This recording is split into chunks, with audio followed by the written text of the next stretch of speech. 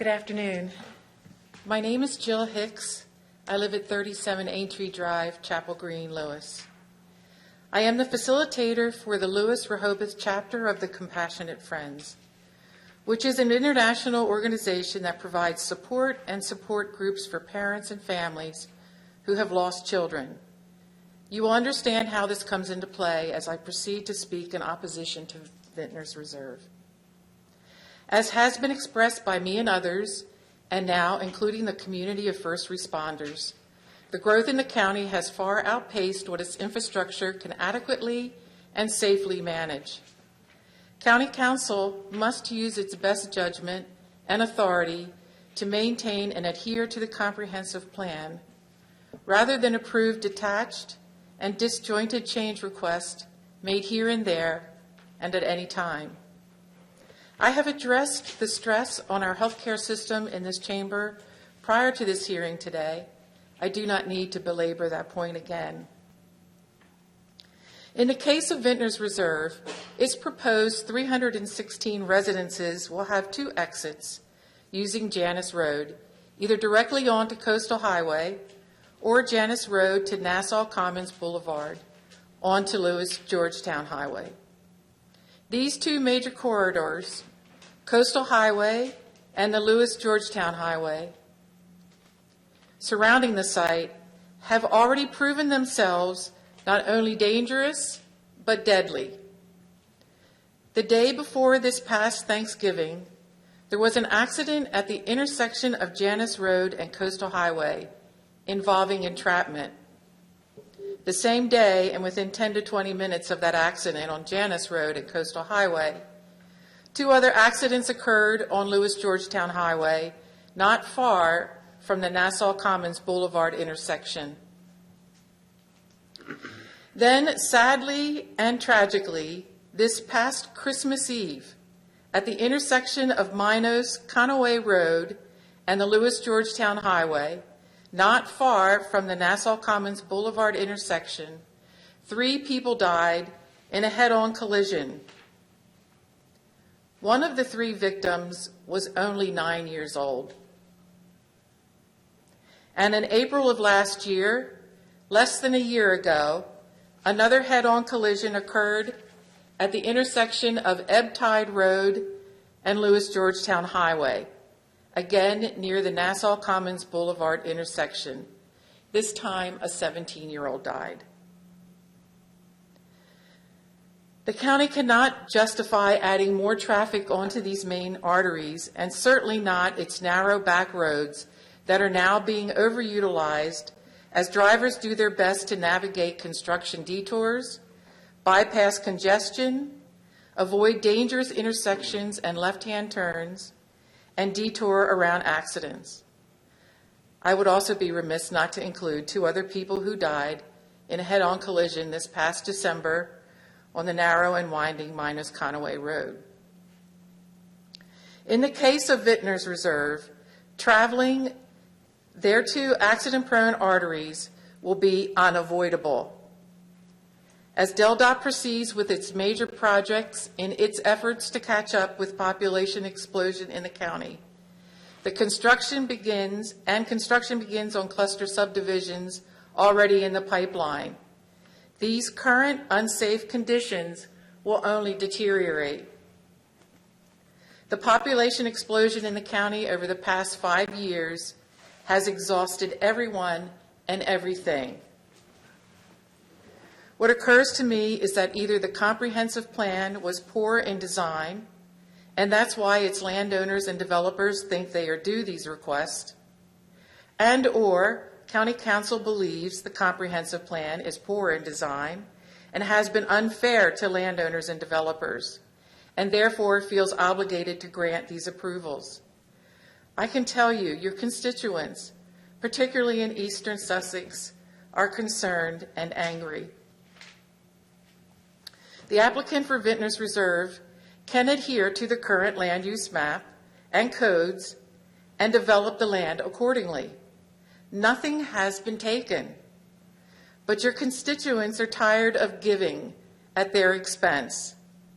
If the county places as much value on the quality of life and life itself, as it does on its economic welfare, then the county should not approve higher density requests that will exacerbate these already unsafe and unhealthy conditions that exist in this area surrounding this site.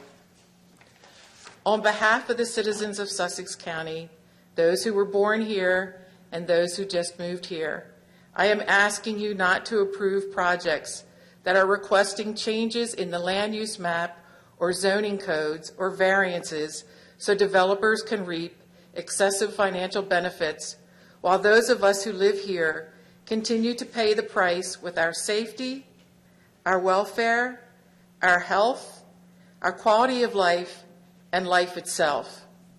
Please do not approve this zoning and land use map change application. Thank you. Thank you. Is there anyone else? Please. Thank you. Hello, my name is Yu Lee, 22483 Ridge Circle, Lewes. I sent my comment after the planning and zoning hearing, so you may have the copy. But I just wanted to add to Jill. She didn't say it directly, but Jill speaks from her heart because she lost her daughter to a traffic accident when she was 20. So I hope it's okay that I say that because she is leading the Compassionate Parent group, support group. My question to DelDOT is, how is 81 single home traffic is compatible with 316 multifamily traffic? We had a DelDOT MOU and Henlopen TID with great hopes that this will bring some changes and some safety to our streets. If the subdivisions can cause some burden on the traffic, DelDOT hopefully, or Sussex County would ask them if it's really safe to go ahead and add this number of homes. So I don't know if it's a question to be directed to the DelDOT or Sussex Planning and Zoning. What's going on with 81 single home traffic compatible with 316 multi-family home? Has anybody asked the question to DelDOT? So that is one I wanted to bring up. And secondly, my concern is also safety. When I look at this map, this site plan, I don't know why, but this one particularly brings alarm in my head. Fire. So many homes and one-car garage. We know pretty much that one-car garage means zero garage. And behind it, in the driveway, there will be one car space. So if the person has two cars, they will have to park on the street. And there are some extra parking spaces, but when I count those numbers, they don't come up even close to the number of homes here. So my concern is really a fire, even though the fire station is right next to it. In Angola, about 3-4 years ago, there was a fire in Angola Neck on a cul-de-sac, and the fire truck could not get there. So they went to the next community trying to reach that fire. And in that fire, a woman died. I do not know if it has to do with the fire truck not being able to get there or not, but these things actually happen. And Mr. Hudson this morning said there was a fire in Rehoboth Yacht Club. And I'm often arguing with myself. I am for the townhouses or duplexes, quadruplexes, sharing walls. I'm totally an advocate of that type of buildings. However, when it comes to the density, if the density comes at a cost of expense of the safety, I think we need to consider what this density does. And when I look at it, no matter how close it is to the firehouse, the streets don't seem to be that wide enough to accommodate the cars parked on the streets. And some HOAs have the rules that cars should be parked on one side of the road. If that is the case, it may help. If not, the fire trucks will have very hard time navigating through those cars parked on the street. Another thing is, it's not a fire truck, but in Marsh Farm Estate, recently they had a case with a trash company. They could not make turns to pick up the trash, and the trash company refused to pick up the trash. That's something that I never thought of before, but this is the reality we are dealing with. We can put 2 houses or 4 houses or whatever in an acre because the code allows it. And of course, whatever is allowed, the developers and the landowners would want to maximize the profit. But is what we are doing right? I think I keep asking myself, yeah, I agree with the multi-family homes, but if that comes at the expense of the safety, I don't think that is right. So there's something that we need to look at. So my comment is not specifically for this one, but I think we need to consider fire safety more because, as we all know, the volunteers have to go to the fire station first, fighting the traffic, which is getting worse and worse. And on top of that, we have roundabouts. Roundabouts by design, DelDOT says, it is to slow down the traffic. So, and if I hear fire siren behind me or whatever, I try to figure out what to do, where to pull off. But if I'm in the roundabout, I don't know what I would do. If I get out of the exit, can I park somewhere? Or how can I get back? So there are many things we have to consider. And I'm so glad that Mr. Lawson gave a presentation on what we are looking into. So I hope you can add that, in the future considerations. Thank you. Thank you. Is there anyone else like to speak, sir? Rich Barrasso, Milton. I really had no intention of making any comments, but I was so encouraged by what we saw this morning, earlier this afternoon, with regards to the work in taking a look at existing codes, especially as it relates to superior design. And I look at that and I ask myself, is that not the poster child for something that's other than superior design? I want to compliment Mr. Hutt on a great presentation, no surprise. But the couple things that were presented was, I'm not sure I understand that if you decrease the space between units, and in some cases by half, that you're increasing the overall open space.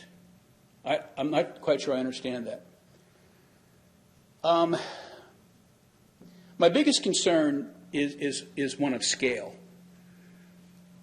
I never did hear the number of incremental trips that will be accessing the Janus Road Highway 1.